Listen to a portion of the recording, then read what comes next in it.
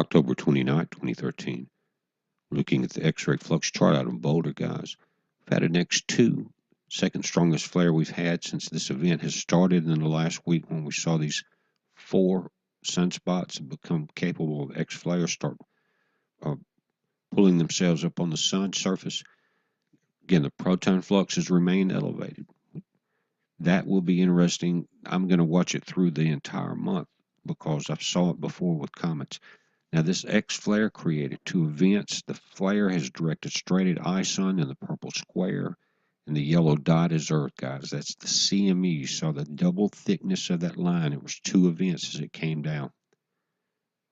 This is Earth-facing images of the SDO, the X flare, again to the top right. If you notice on the sun is where that flare came from.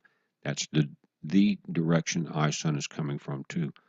Again, what's going to be interesting also to me is on the right side we have 2 sunspots that are X class capable. On the left we have 1. Now in the center we got a couple sunspots that are forming. They're not X class yet. And so as I analyze it, what I want to watch for is the presence of Ison as it gets now within the distance of the Earth to the sun. Will it start causing these X-class sunspots to pop up on the sun? And there's what we're looking at today.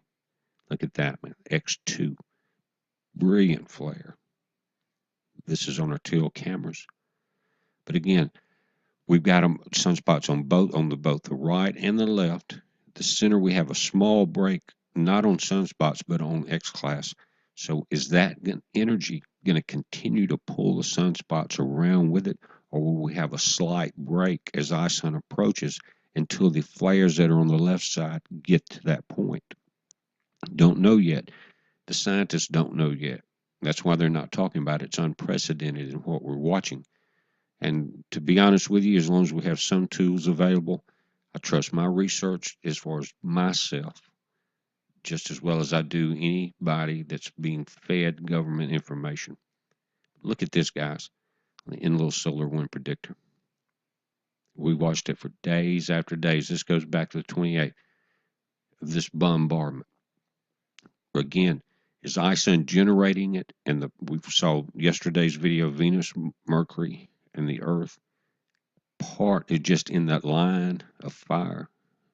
And here's again is a beautiful view of the X flare today. Deadly but beautiful.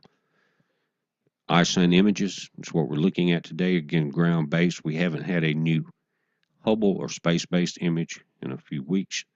Guys, that image that we're looking at is as close as I can get to zooming up on the nucleus from in the center of this comet. And this is what we see, guys. Right in the center, you see what would be the central object. Again, we're not looking at Hubble images, so we can't go in and really detect and get that pinpoint view like we have on some of the other ones. But this is as close as I can get on any ground-based image. And that's what we see. That's what's approaching the sun. That's what's causing these events. Heads up, be safe.